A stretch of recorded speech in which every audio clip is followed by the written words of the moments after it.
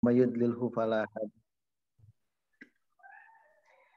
Yang terhormat Bapak Rektor IAIN Kudus, Bapak Dr. Haji Mundakir MAG, yang kami hormati para wakil rektor, para dekan, para dekan dan wakil dekan, Direktur Pasca Sarjana beserta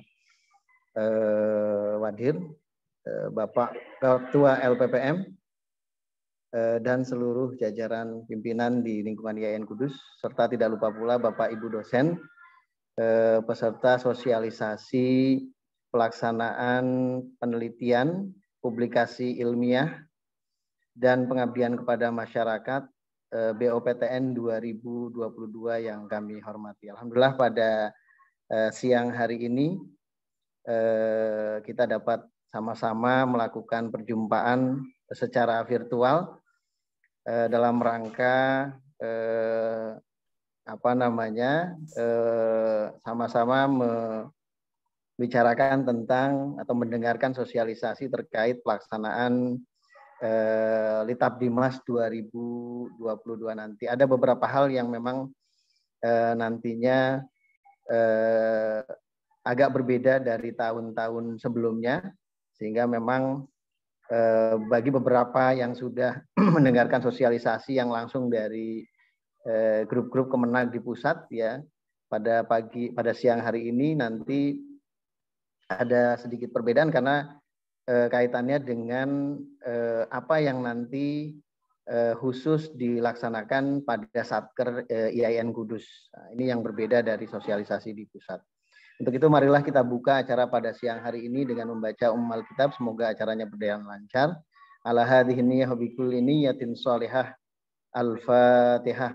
A'udzubillahi minasyaitonir Bismillahirrahmanirrahim. Iyyaka na'budu wa iyyaka nasta'in. Iyyaka na'budu.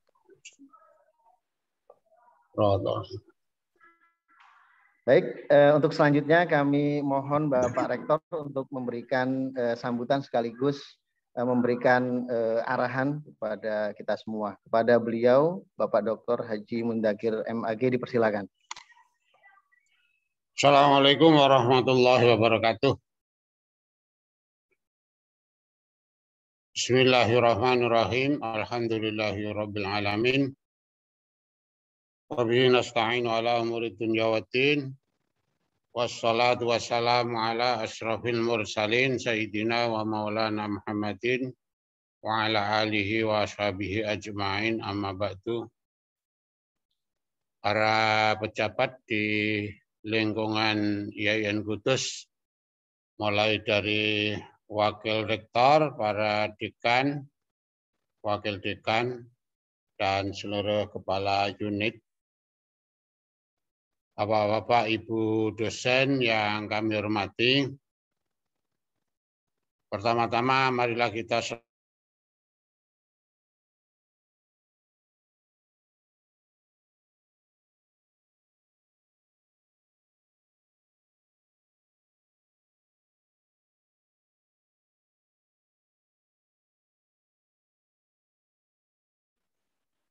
Suaranya hilang, Pak Rektor. Oh iya.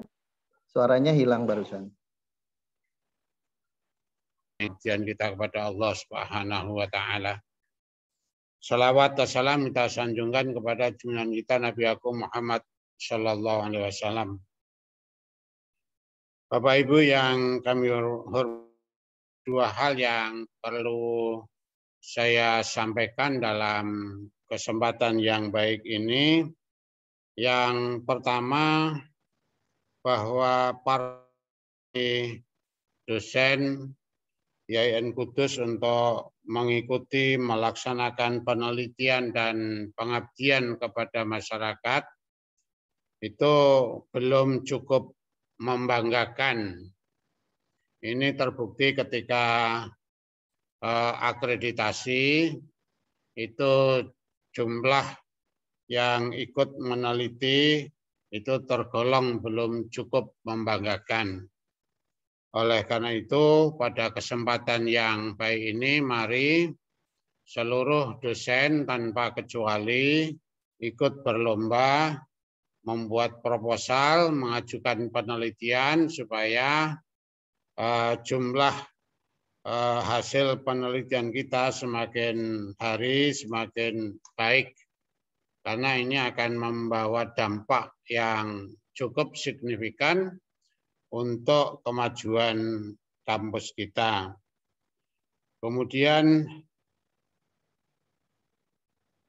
kita perhatikan juga bahwa publikasi dari hasil penelitian itu perlu terus kita tingkatkan agar jurnal yang sudah kita miliki setiap terbit itu diisi berapa persen dari dosen kita.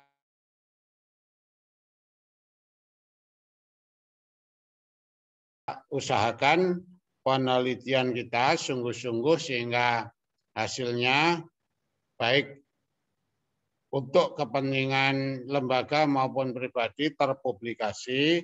Kalau bisa sekaligus penelitian itu kerjasama dengan pemerintah daerah yang sudah melakukan MOU. Ada yang tidak melakukan MOU tapi siap ikut berkontribusi seperti Kabupaten Demak. Yang sudah menaikkan MOU adalah Kabupaten Kudus, Kabupaten Jepara, dan Kabupaten Pati. Yang lain-lain mungkin tanpa perlu MOU, tapi saya kira kita bisa membantu pemerintah daerah dengan penelitian-penelitian hal yang memang mereka butuhkan dalam kerangka menelurkan kebijakan, sekaligus bisa mengisi sebagai bagian dari tugas dan tanggung jawab kita sebagai akademisi. Yang kedua yang perlu saya sampaikan dalam kesempatan yang baik ini adalah patuhi rambu-rambu.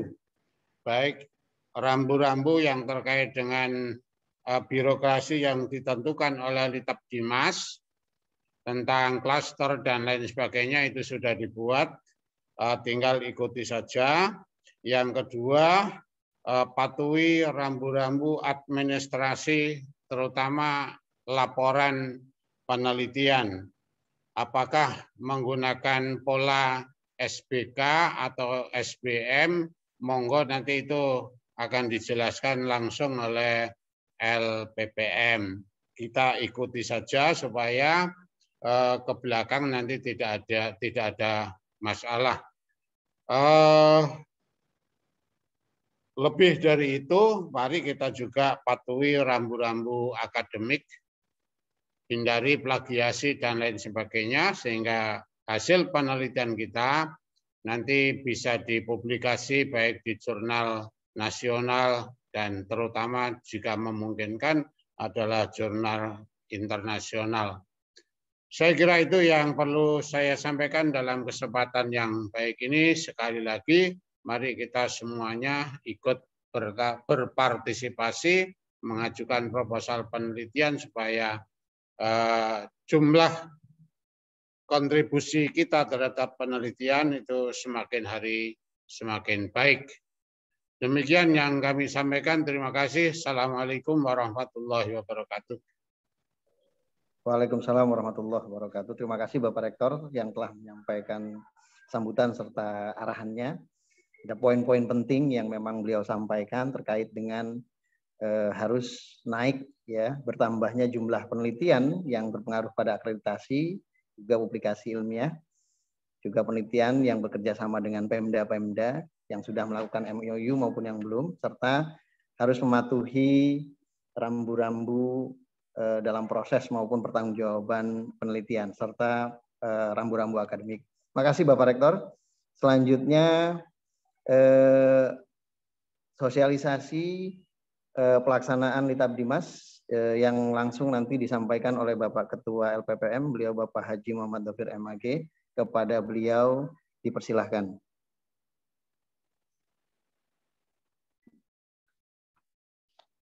Assalamualaikum warahmatullahi wabarakatuh. Alhamdulillahirabbil alamin, wassalatu wassalamu ala asyrafil anbiya'i wa imamil mursalin sayyidina wa maulana Muhammadin wa ala alihi wa sahbihi ajmain, amma ba'd. Yang kami hormati Bapak Rektor IAIN Kudus, Bapak Dr. Haji Muntakir, MAG, Bapak Wakil Rektor 1, Bapak Profesor Dr. Haji Supaat, MPD, Bapak Wakil Rektor 2, Bapak Dr. Nur Hadi, Bapak Wakil Rektor 3, Bapak Dr. Haji Iksan, segenap pimpinan fakultas, Bapak Ibu Dekan, Wakil Dekan, seluruh dosen IAIN Kudus, baik dosen tetap bukan PNS, dan dosen tidak tetap yang sudah ber-NUP. Pertama, kita panjatkan puji syukur kehadirat Allah Subhanahu wa Ta'ala atas segala karunia nikmatnya, sehingga pada siang hari ini kita dapat mengikuti bersama-sama sosialisasi tentang pelaksanaan penelitian, publikasi, dan pengabdian kepada masyarakat, atau kita singkat saja Litapdimas. Mudah-mudahan kita senantiasa mendapat ridho dari Allah Subhanahu wa Ta'ala. Shalawat serta salam kita aturkan pada junjungan kita Nabi Muhammad SAW. Bapak Ibu yang kami hormati, acara sosialisasi pada hari ini mungkin agak molor beberapa hari, karena memang kami masih menunggu regulasi yang fix dari Kementerian Agama, khususnya Subdit Penelitian, Publikasi, dan Pengabdian kepada Masyarakat. 2 hari yang lalu dan hari kemarin juga masih dilakukan kegiatan sosialisasi oleh Kementerian Agama, Subdit Litapdimas, untuk memastikan bahwa kegiatan penelitian yang akan dilaksanakan untuk tahun 2022 itu betul-betul bisa tersosialisasikan dengan baik dan nanti juga terlaksana dengan baik. Karena memang ada beberapa perubahan regulasi yang harus kemudian dipahami bersama. Lanjut, Mas Salam.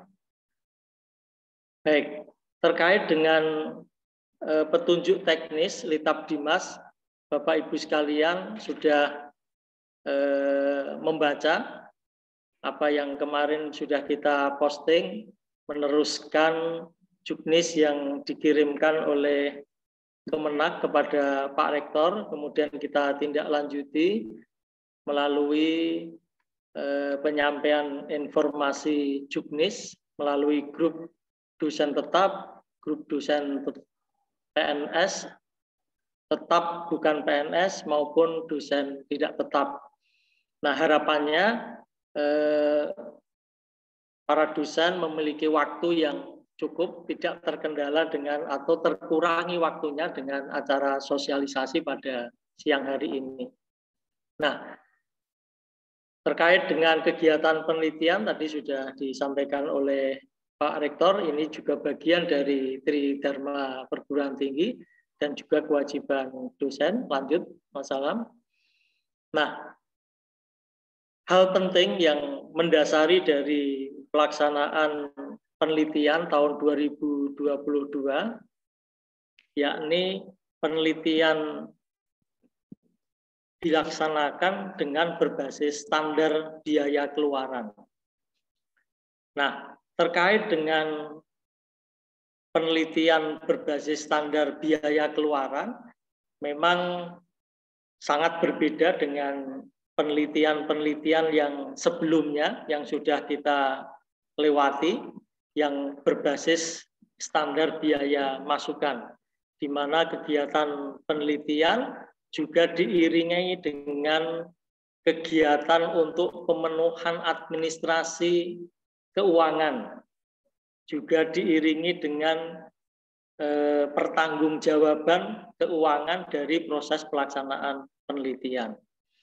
Nah, hal ini tidak akan kita temui lagi nanti di penelitian tahun 2022, bahwa bantuan Litapdimas akan menggunakan basis standar biaya keluaran. Ada 4 aspek dasar dari pelaksanaan bantuan penelitian berbasis SBK ini, yang pertama adalah bahwa penelitian berbasis SBK ini adalah penelitian yang didanai atau bersumber dari pendanaan APBN. Nah, sumber APBN ini kalau di IAIN Kudus ada dua, satu BOPTN yang nanti kita akan lakukan teknis pelaksanaannya, dan yang kedua insya Allah nanti di awal tahun 2002 yakni penelitian yang dibiayai oleh PNBP yang sumbernya dari masing-masing fakultas dan pasca sarjana. Nah, penelitian ini yang kemudian menggunakan standar biaya keluaran. Kemudian yang kedua terkait dengan SBK ini adalah proses seleksi. Proses seleksi kemudian mekanisme penilaian proposal hingga kemudian menghasilkan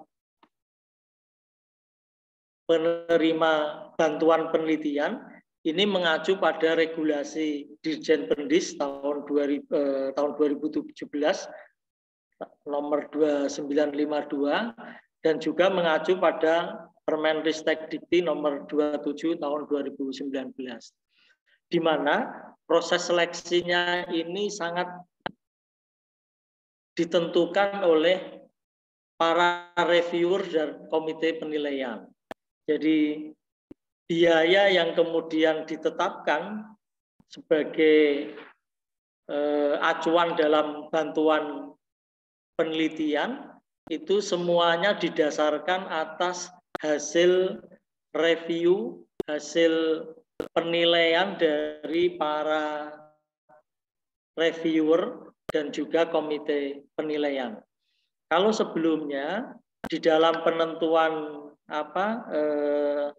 klaster, kemudian juga mekanisme penilaian, maka ada kelonggaran di dalam proses seleksi. Di beberapa tempat masih juga tidak melibatkan tim reviewer juga masih ditemukan. Tapi alhamdulillah di kita sudah menggunakan tim reviewer yang berlisensi dari pusat di dalam proses seleksi proposal. Nah, ini mungkin tidak aneh bagi kita. Hanya saja nanti di dalam proses seleksi itu reviewer memiliki kewenangan penuh untuk menentukan berapa alokasi anggaran yang diberikan kepada masing-masing proposal yang diajukan. Jadi meskipun di juknis kita sudah tentukan masing-masing klaster, kita hanya menentukan anggaran maksimal. Apakah kemudian itu nanti maksimal atau di bawah nominal maksimal, itu semuanya nanti bergantung kepada tim reviewer. Karena itu memang tugas tim reviewer untuk SBK ini lebih berat dibandingkan tahun yang kemarin. Kalau tahun ini tim reviewer nanti akan menilai, mereview substansi proposal dan juga dari sisi rencana anggaran belanja untuk kegiatan penelitian.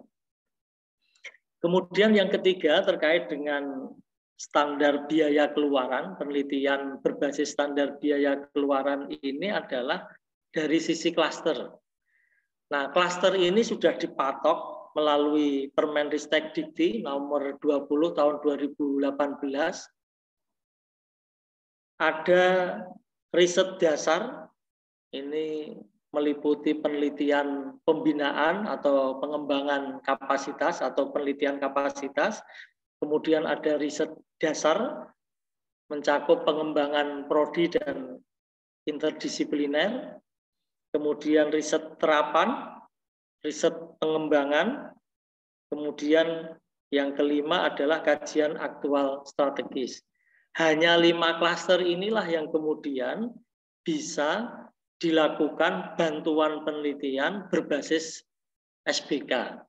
Karena itu nanti bantuan untuk PKM, kebetulan tahun 2022 LP2M mengalokasikan untuk pengabdian kepada masyarakat, ini masih menggunakan standar biaya masukan untuk PKM-nya. Nah, ini yang jadi khawatiran LP2M juga. Ini peminatnya nanti ada apa enggak ini? Ini jumlahnya banyak. Ini kalau enggak ada peminatnya, serapannya bisa kecil ini. Kurang lebih ada 400 juta ini yang PKM ini. Nah, kemudian berikutnya hal yang terkait dengan bantuan penelitian berbasis standar biaya keluaran ini adalah mekanisme pembayaran dan pertanggungjawaban bantuan penelitian ini didasarkan atas Peraturan Menteri Keuangan tahun 2003 tahun 2020 yang intinya bahwa penerima bantuan penelitian tidak memiliki kewajiban untuk membuat laporan pertanggungjawaban secara rinci. Jadi bentuk pertanggungjawabannya hanya apa yang sesuai dengan yang ada di kontrak. Nah, nanti di kontrak ada output-nya, ada outcome-nya. Selama outcome itu dipenuhi, bantuan penelitian sudah sah untuk diterima si penerima bantuan penelitian. Termasuk misalnya ada sisa anggaran penelitian, itu juga menjadi hak dari peneliti. Ini memang berbeda dengan yang berbasis SBM, di mana peneliti harus mempertanggungjawabkan per kegiatan dalam pelaksanaan penelitian. Struk bensin, laporan perjalanan dinas, dan seterusnya. Nah, ini yang kemudian sangat membedakan antara bantuan penelitian berbasis SBM dengan SBK. Lanjut masalah. Nah, terkait dengan tema-tema penelitian, ini mohon untuk bisa mengacu kepada agenda riset keagamaan nasional (ARKAN) yang diterbitkan oleh Kementerian Agama, meliputi studi Islam, pluralisme dan keberagamaan, integrasi keilmuan, kemajuan global, dan seterusnya. Bisa baca sendiri, termasuk juga subtemanya. Lanjut, masalah. Nah, ini adalah jenis dan klaster yang dibiayai melalui SBK. Baik, lanjut. Nah, ini ada persyaratan bagi para pengusul untuk klaster-klaster penelitian yang ditawarkan baik oleh pusat maupun dari IAIN Kudus. Untuk rinciannya bisa dibaca sendiri. Nah, ini juga nanti mohon juga dicermati para dosen, baik itu yang tetap PNS, tidak tetap yang ber-NUP maupun tetap non-PNS. Ini tolong yang belum memiliki akun ID, silakan untuk kemudian mengajukan melalui Litab Dimas. Nanti sudah kita siapkan admin Litab Dimas di IAIN Kudus. Kalau tahun-tahun sebelumnya untuk proses persyaratan administratif ini terkait dengan pembuatan akun ada di Kemenak Pusat, untuk tahun ini nanti melalui admin di LP2M IAIN Kudus. Nah, masing-masing klaster penelitian ini memiliki outcome yang berbeda, yang pada intinya bahwa output ini akan muncul dalam kontrak penelitian dan harus dipenuhi oleh para penerima bantuan. Nanti kita akan bicarakan sanksi terkait dengan tagihan output dan outcome. Intinya masing-masing klaster memiliki output dan outcome yang berbeda. Lanjut, Mas Alam. Ini ada beberapa klaster. Silakan bisa dibaca sendiri di juknis yang sudah kita share di grup dosen. Lanjut. Lanjut, Mas Alam. Ya. Lanjut, ini klaster-klaster penelitian yang ditawarkan oleh Kemenak Pusat, dan sebagian juga ada yang ditawarkan, berhenti di sini, yang ditawarkan di PTKIN. Nah, ini penting terkait dengan pelaksana penelitian. Jadi dari jenis dan klaster penelitian yang ditawarkan, ini ada yang ditawarkan oleh Diktis, diperuntukkan untuk PTKIN dan PTKIS, dan juga ada jenis dan klaster penelitian yang hanya ditawarkan di PTKIN. Nah, ini masih secara umum, artinya bahwa nanti ketika submit proposal, tolong dicermati jenis dan klaster penelitian dengan pelaksana penelitiannya siapa. Misalnya nanti untuk yang dosen-dosen asisten ahli atau dosen tidak tetap ber-NUP, ini penelitian pembinaan atau kapasitas ini tidak diselenggarakan oleh Diktis.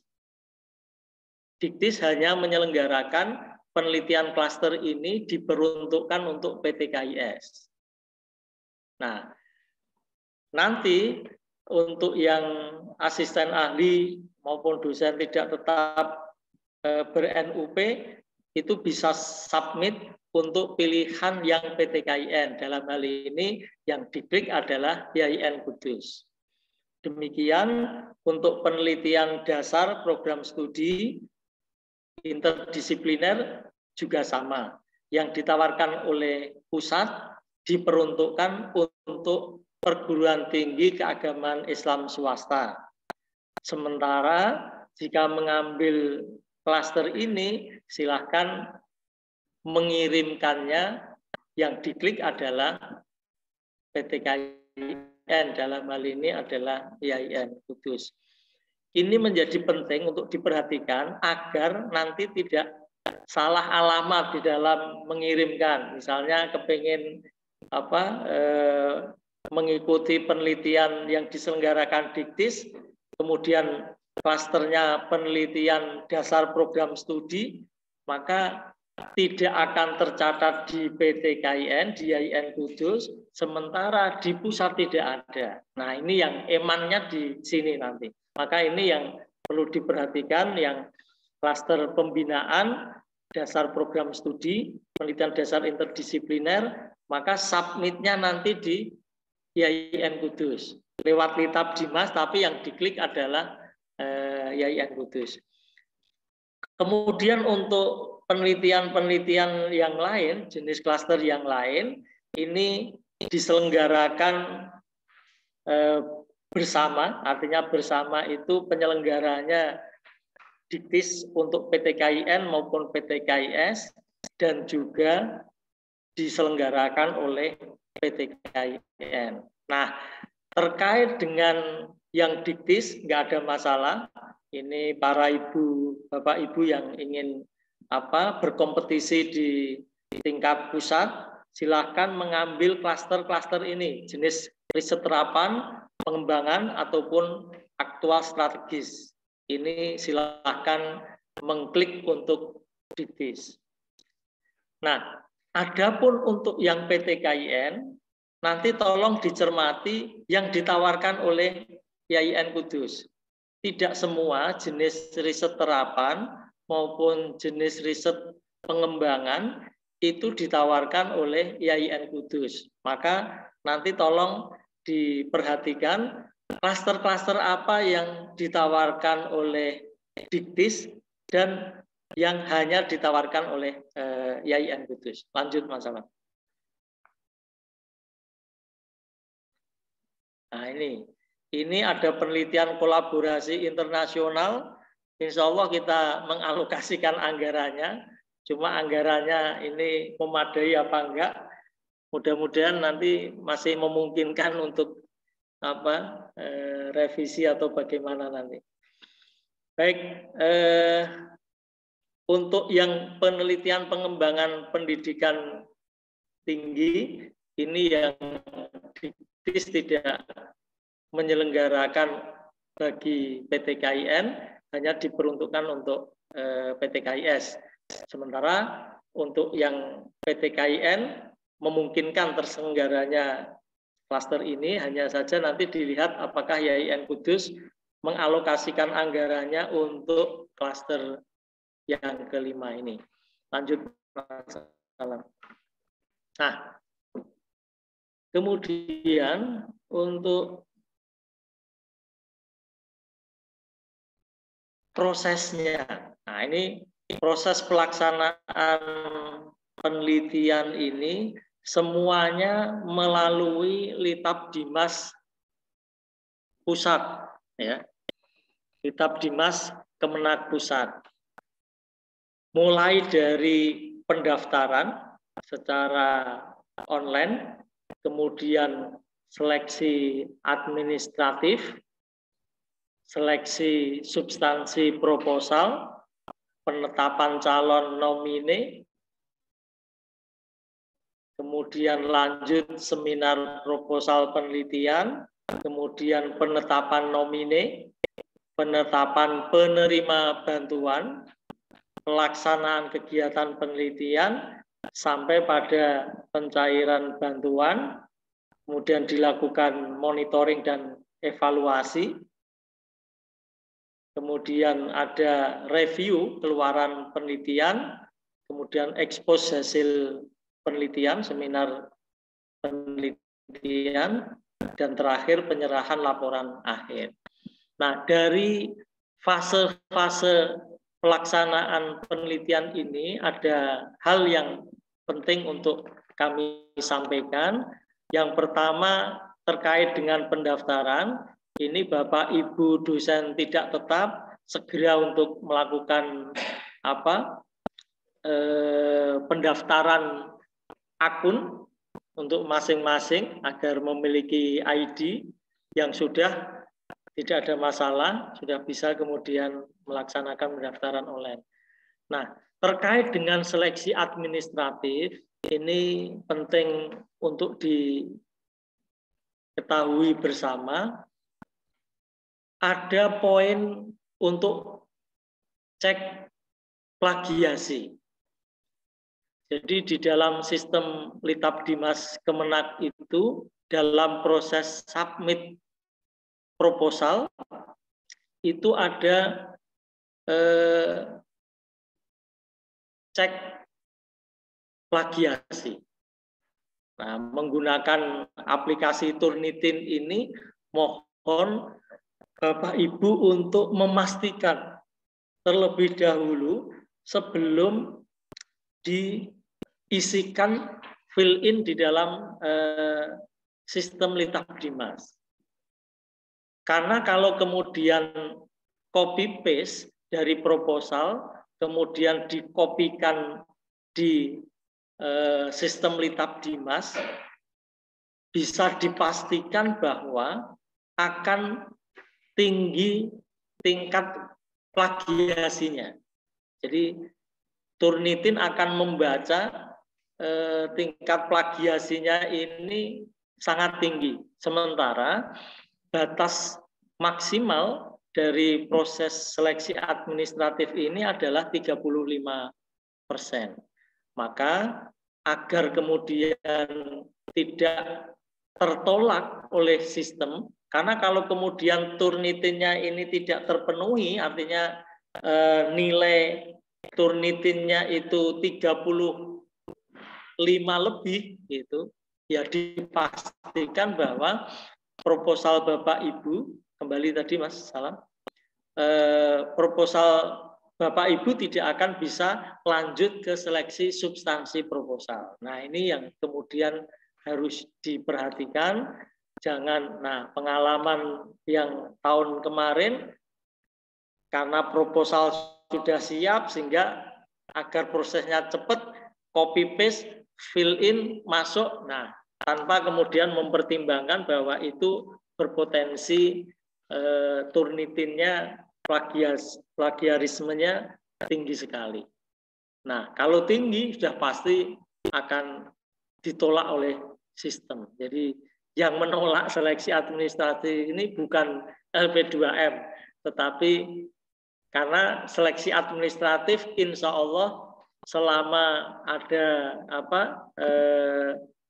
dokumen-dokumennya kita tidak akan mereject. Kalaupun toh kemudian muncul reject itu karena faktor cek plagiarisme itu tadi.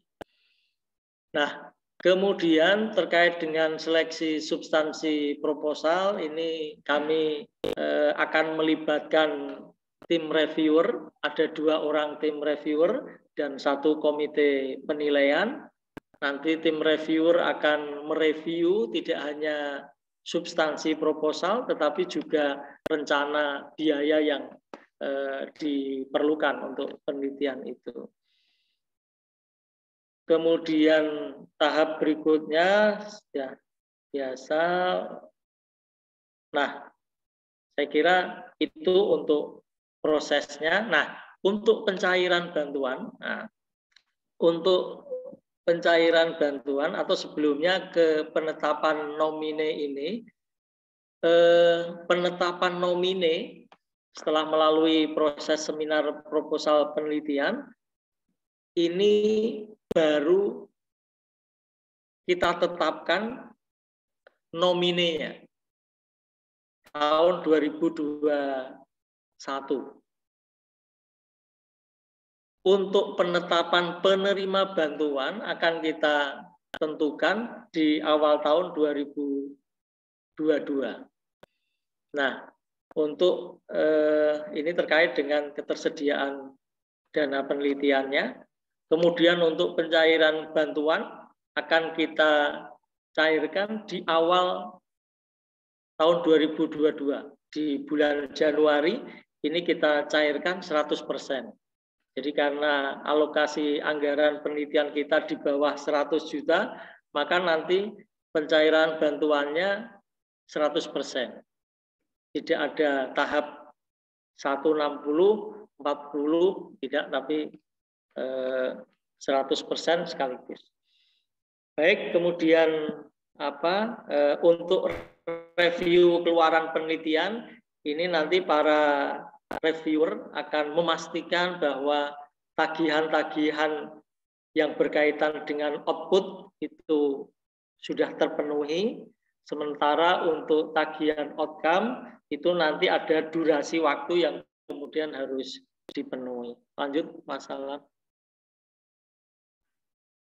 Nah, ini jadwal pelaksanaan untuk proses penelitian berbasis SBK. Pengumuman tanggal 20 September. Kemudian registrasi.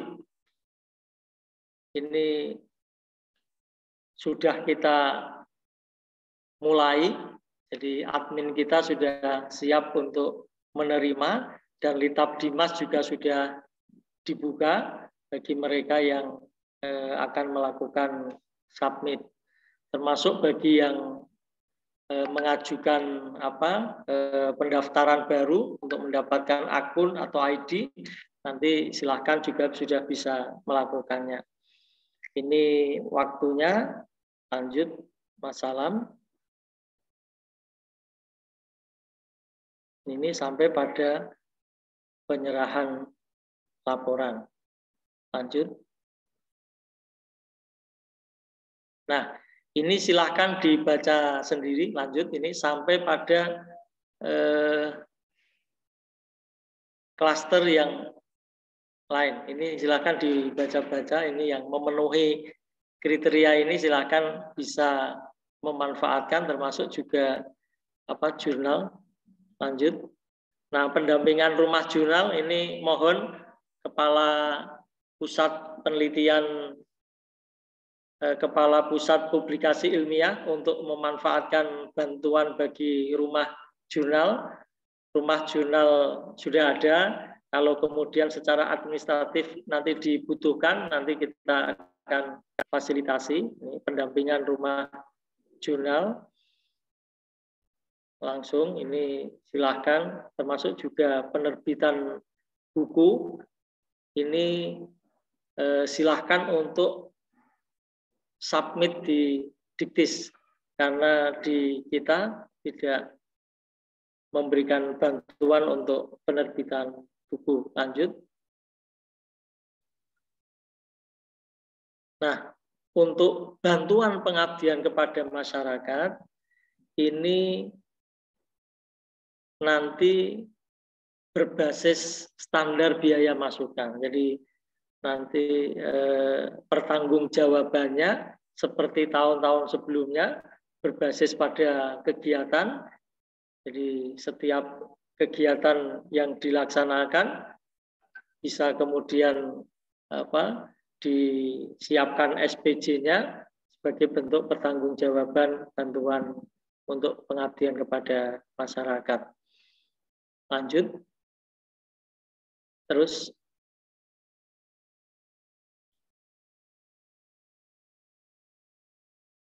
Ya, lanjut. Ini juga sama. Sampai pada nanti Mas, klaster yang ada di IAIN. Lanjut. Nah, ini adalah klaster dan dana penelitian pengabdian kepada masyarakat untuk IAIN Kudus. Jadi ada 4 penelitian yang berbasis SBK, penelitian dasar pengembangan program studi, kemudian penelitian dasar interdisipliner, penelitian pengembangan kolaborasi internasional, penelitian dasar pengembangan pendidikan tinggi, nominalnya 40, kemudian pengabdian kepada masyarakat berbasis program studi, nilainya 15 juta.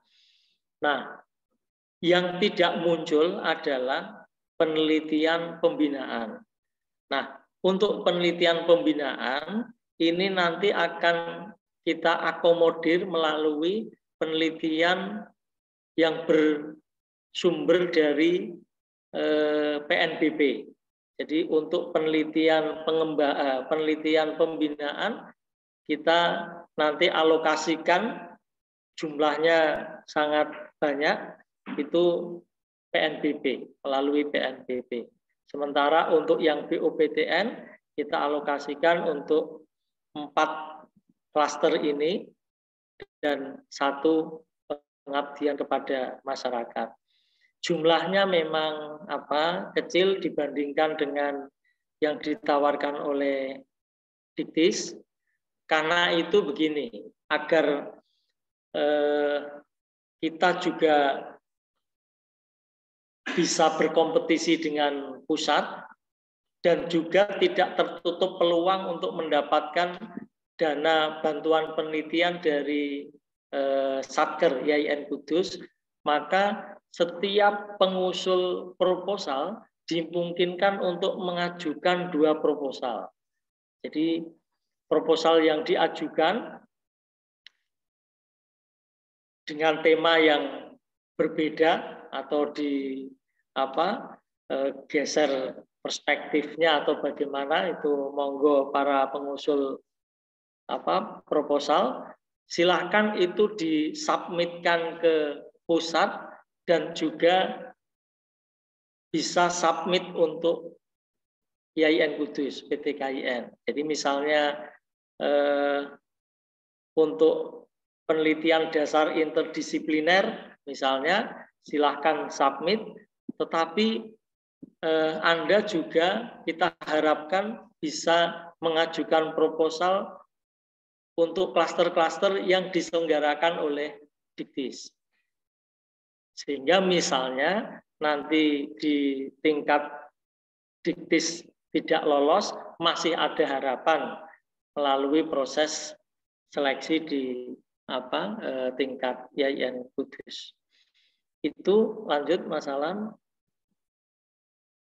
Nah, terkait dengan kegiatan ini ada hal yang perlu kami sampaikan terkait dengan penghargaan dan sanksi ini. Nah, karena memang penelitian berbasis SBK ini memberikan kelonggaran, kalau istilah Pak Direktur itu, ini penelitian merdeka ini. Merdeka penelitian, artinya para peneliti tidak dipusingkan dengan urusan-urusan administratif. Bahkan ada joke kalau penelitiannya mudah, tetapi SPJ-nya itu loh yang sulitnya setengah mati gitu ya. Baik.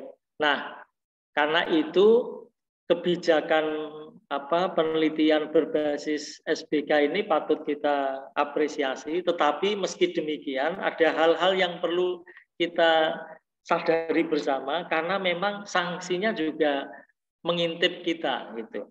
Ketika kita tidak memenuhi tagihan dari output maupun outcome-nya. Nah, bagi penerima bantuan penelitian yang telah memenuhi kewajiban, maka diprioritaskan untuk mendapatkan bantuan penelitian pada tahun berikutnya. Jadi tidak ada giliran mendapatkan penelitian, tidak. Tetapi justru mereka yang sudah mendapatkan bantuan penelitian, kemudian memenuhi semua kewajiban tagihannya, maka akan mendapatkan prioritas. Sudah barang tentu dengan menyesuaikan substansi proposal. Nah, bagi penerima yang tidak memenuhi kewajiban sesuai dengan tagihan, misalnya laporannya belum selesai, kemudian diminta untuk membuat dummy tetapi juga tidak dipenuhi, maka ada sanksi yang kemudian akan diterima, yakni turut. Nah, khawatirnya nanti sifatnya tidak manual, tetapi melalui sistem Litap Dimas. Jadi tagihan-tagihan itu, karena kita sendiri juga sudah pernah menerapkan itu ya, bagi sebagian dosen yang belum memenuhi tagihan di tahun-tahun sebelumnya, maka itu berdampak pada proses untuk pengisian RBKD ya. Kemarin kita lakukan seperti itu. Nah, ini nanti juga kelihatannya demikian bahwa sanksi ini akan muncul melalui Litap Dimas. Ada nama-nama yang kemudian terblokir. Karena apa? Karena tidak memenuhi kewajiban sesuai dengan tagihan. Nah, sementara bagi penerima bantuan penelitian sedang dalam proses pemenuhan kewajiban, itu diperbolehkan. Karena memang untuk outcome-nya itu ada durasi waktu. Durasi waktunya itu sampai ada yang 2 tahun. Jadi 2 tahun kita diberi tenggang waktu untuk memenuhi tagihan outcome. Nah, ketika kita masih dalam masa tenggang memenuhi kewajiban, kita tetap diperbolehkan untuk mengikuti proses seleksi bantuan penelitian. Nah, yang terakhir, bagi yang tidak memenuhi kewajiban, jadi bagi penerima bantuan penelitian yang tidak dapat memenuhi kewajiban atas tagihan yang sudah ditetapkan, maka harus mengembalikan bantuan penelitian 100%. Nah, ini yang kita harapkan tidak terjadi di IAIN Kudus. Saya kira itu hal-hal yang dapat kami sampaikan, merangkum dari juknis yang sudah disampaikan oleh Diktis Kemenag Pusat. Demikian, Assalamualaikum warahmatullahi wabarakatuh.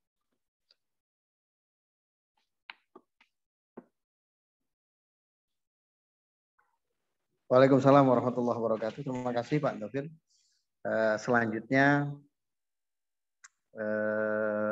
sesi pertanyaan kepada Bapak Ibu semua yang ingin bertanya. Sudah ada Pak Arif Riyadi.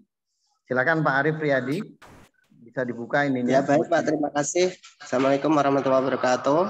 Waalaikumsalam warahmatullahi wabarakatuh. Pak, yang ingin saya pertanyakan, apakah kami CPNS boleh mengajukan persyaratan di atas tersebut? Terima kasih. Wassalamualaikum warahmatullahi wabarakatuh. Assalamualaikum warahmatullahi wabarakatuh. Monggo yang lainnya selain Pak Arif Riyadi, apakah masih ada yang ingin bertanya?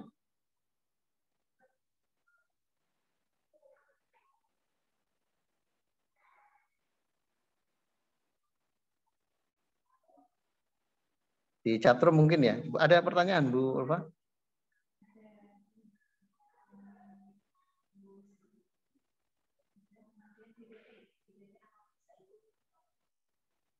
Baik, untuk pertanyaan kedua, DTT apakah bisa ikut? Nah, ini yang pertama ini CPNS apakah bisa mengajukan? Kemudian yang kedua, DTT apakah bisa ikut? Karena ada pertanyaan tadi itu ketika mengajukan pendaftaran ID yang diminta itu NIDN-nya.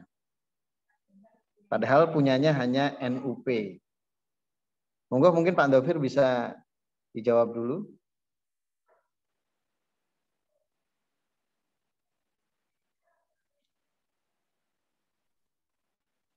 Ya, untuk dosen tetap ini yang sudah ber-NIDN. Jadi kalau CPNS ini sudah ber-NIDN, maka boleh untuk kemudian mengajukan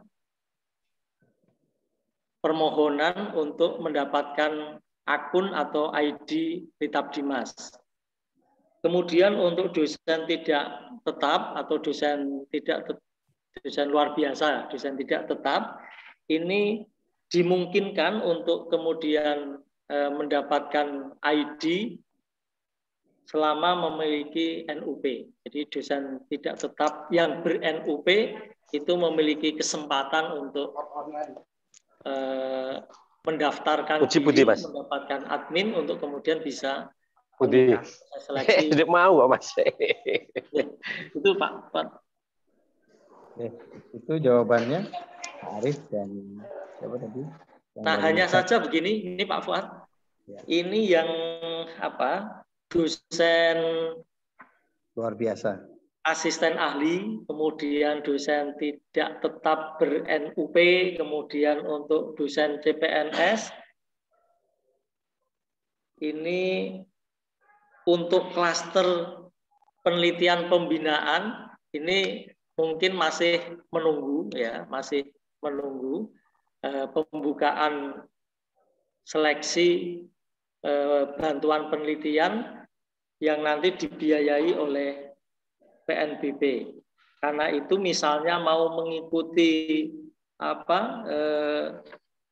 klaster yang lain silahkan. Tetapi untuk yang penelitian pembinaan ini Diktis tidak membuka, sementara IAIN Kudus ini pembukaannya masih nanti di awal 2022. Kemarin kami sudah berkoordinasi dengan 5 fakultas dan pasca sarjana terkait dengan penawaran untuk bantuan penelitian bersumber PNBP. Nah, karena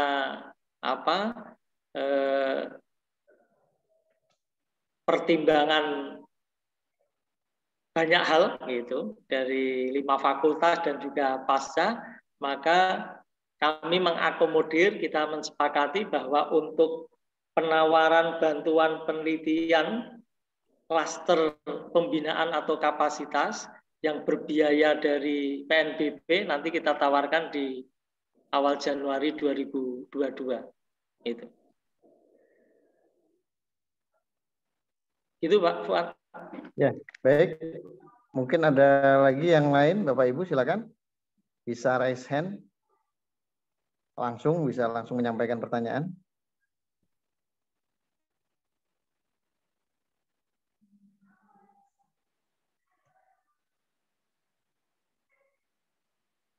Mungkin ini Pak Ndovir bisa dijelaskan.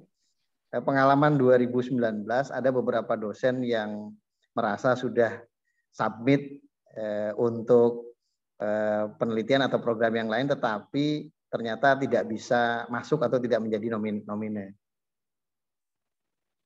Ya, baik. Ada beberapa kemungkinan Pak Fuad terkait dengan pengalaman yang kemarin juga terjadi. Satu klaster yang kemudian dipilih itu tidak diselenggarakan oleh Diktis untuk IAIN Kudus, untuk IAIN PT KIN. Jadi misalnya ini nanti beberapa asisten ahli kemudian submit ke klaster pembinaan Diktis, itu tidak akan muncul, itu tidak akan berproses karena memang tidak ditawarkan. Itu yang pertama. Atau yang kedua, kemudian melakukan submit di PT KIN, dalam hal ini IAIN Kudus, tetapi klaster yang ditawarkan tidak ada. Contoh misalnya klaster-klaster yang tidak kita tawarkan itu kemudian dipilih.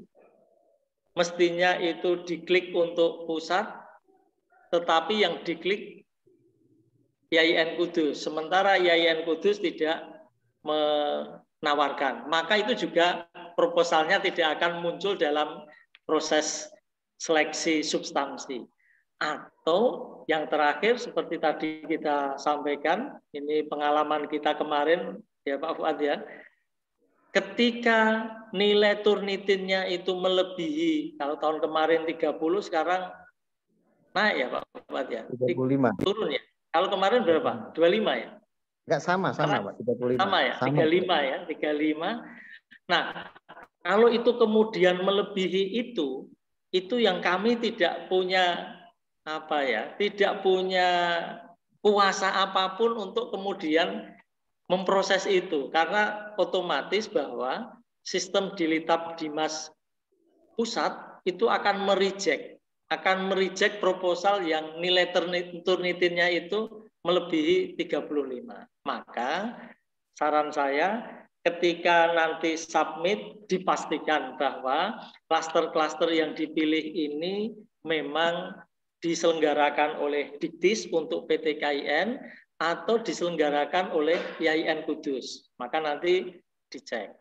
Kemudian yang kedua dipastikan bahwa maka kiatnya Pak Fuad itu kalau fill in untuk proposal jangan copy paste tapi tulis.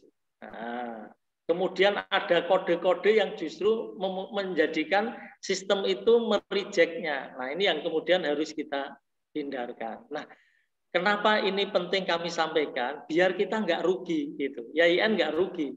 Kalau kemudian banyak dosen yang terreject gara-gara sistem persyaratan administratif, itu kerugian yang luar biasa. Kita nggak tahu tiba-tiba loh kuotanya ada 70 yang memenuhi hanya 50. Ini yang akan menjadi kerugian bagi kita bersama. Maka mohon nanti bisa dipastikan itu. Terima kasih Bapak.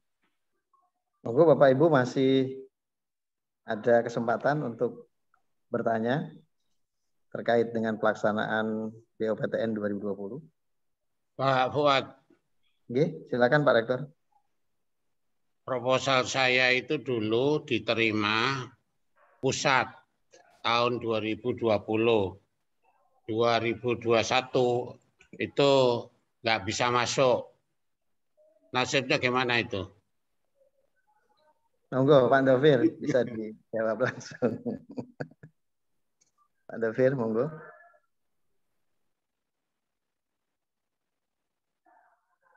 Monggo Pak Dovir. Terima kasih.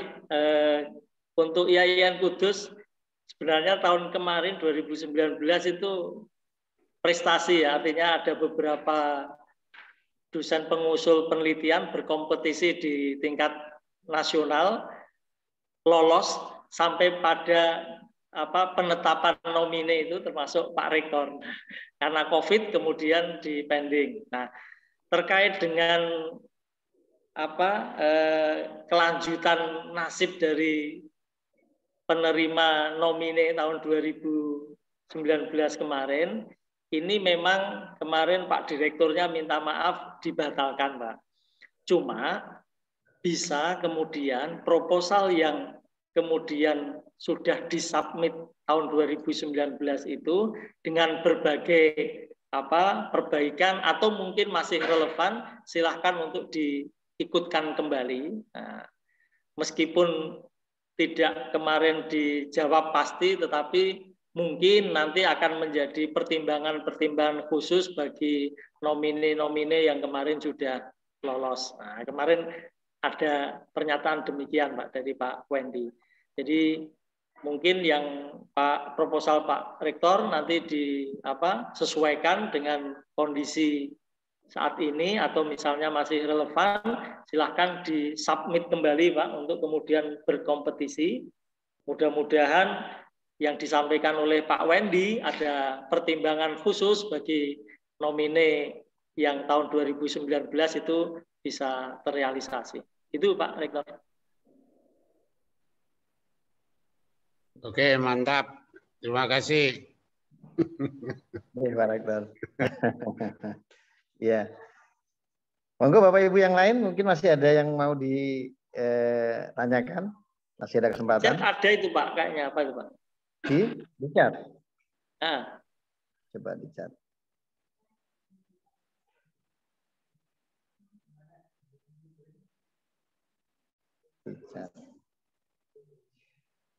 Mohon izin bertanya, jika kita sebagai dosen membuat software pembelajaran mahasiswa yang dapat diunggah di Play Store, apakah itu dapat diajukan sebagai pengabdian masyarakat? Kemudian caranya bagaimana? Ya, baik. Ini pertanyaan bagus untuk dosen-dosen yang ini dosen-dosen muda sangat kreatif ini ya.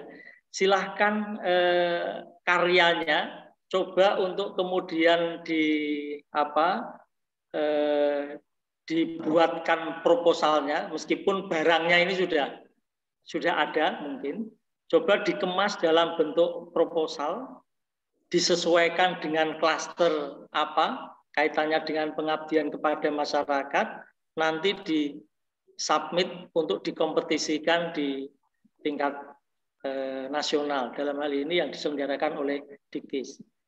Ini beberapa dosen yang menghasilkan karya-karya seperti itu akan lebih baik untuk kemudian diikut sertakan di tingkat nasional atau dikompetisikan di tingkat Diktis ya. Meskipun juga monggo misalnya mau nanti juga kalau tidak lolos diikutkan dalam kompetisi di tingkat IAIN ya nggak apa-apa. Tetapi saya berharap itu disubmit di tingkat Diktis dulu saja, atau bareng-bareng disubmit.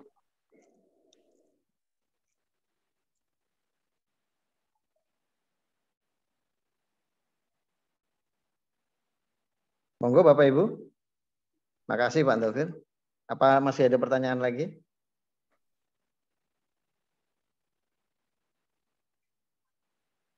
Dan tidak ada yang. Bagaimana Pak Dovir, mau disudahkan atau gimana? Baik, kalau tidak ada, ini ada tambahan Pak Fuad. Untuk dosen tidak tetap yang ber-NUP, ini hal yang baru, ada kesempatan untuk mengikuti kompetisi. Silakan itu dimanfaatkan, baik yang di Diktis maupun yang nanti di YIN. Untuk yang di YIN nanti akan kita buka di awal tahun 2022. Kemudian untuk Bapak Ibu penting untuk berkolaborasi, Pak. Ini nih yang kami sebenarnya sudah memetakan, Pak. Cuma dalam pelaksanaan penelitian itu nggak mudah. Jadi masing-masing prodi kita berharap ada kelompok-kelompok riset yang berkolaborasi untuk menyiapkan proposal untuk dikompetisikan di tingkat Diktis atau di tingkat nasional. Dan itu juga bisa nanti dikompetisikan di tingkat YIN. Jadi karena ini kita memiliki kesempatan untuk submit 2 proposal, silahkan yang punya proposal-proposal bagus berkolaborasi. Misalnya ini ya, ada beberapa persyaratan yang mungkin tidak bisa dipenuhi. Misalnya dosen tidak tetap ber-NUP, kemudian di sini syaratnya ketua kelompoknya harus lektor. Nah, silahkan mengajak Bapak Ibu dosen seniornya yang sudah memiliki pangkat lektor untuk berkolaborasi. Ya kadang juga enggak, lo yang nyiapkan proposal saya ini ketua kelompoknya kok hanya modal pangkat lektor. Ya, karena ketentuannya seperti itu. Daripada Bapak Ibu dosen yang masih asisten ahli tidak bisa berkompetisi gara-gara kualifikasi kepangkatan eman itu. Silahkan nanti itu bisa dimanfaatkan. Maka kenapa kemudian persyaratan administratif itu ada minimal jumlah kelompok, yaitu bagian agar semuanya bisa berkesempatan untuk berkompetisi. Kemudian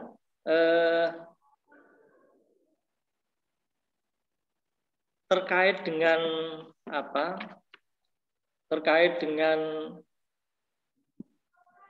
klaster-klaster yang tidak tersedia di pusat, insya Allah nanti begini. Jadi untuk tahun 2022 hitungan kita semua dosen itu insya Allah akan mendapatkan penelitian, ya. Karena jumlah yang ditawarkan oleh fakultas itu banyak sekali. Tahun kemarin juga banyak yang tidak terserap. Maka monggo ini proposal-proposal yang sudah siap untuk kemudian disubmit di tingkat Diktis dan juga di tingkat YIN. Bahwa nanti kemudian belum ada kesempatan mendapatkan bantuan, nanti bisa diikutkan kembali melalui penelitian yang dibiayai melalui PNBP. Nah, kemudian ini mohon maaf ini hal yang baru, Pak.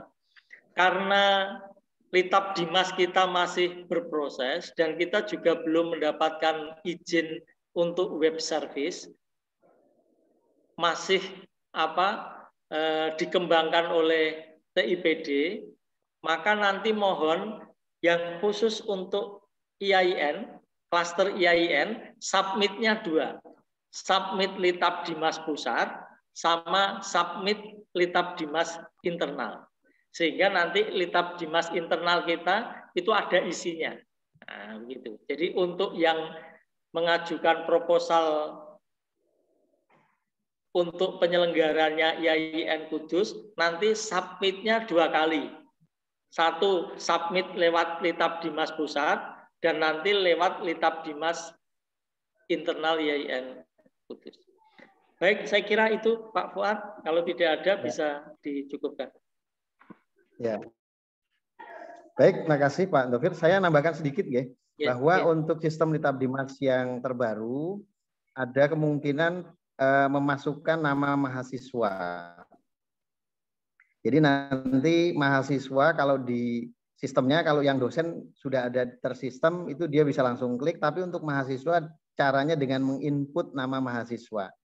Jadi ini untuk mengakomodasi keperluan-keperluan akreditasi di mana penelitian atau pengabdian masyarakat itu harus berkolaborasi dengan mahasiswa. Jadi nanti silakan Bapak Ibu terutama yang Kaprodi bisa meminta dosen-dosennya agar juga berkolaborasi dengan mahasiswa. Caranya dengan menginput namanya dan ini dimungkinkan.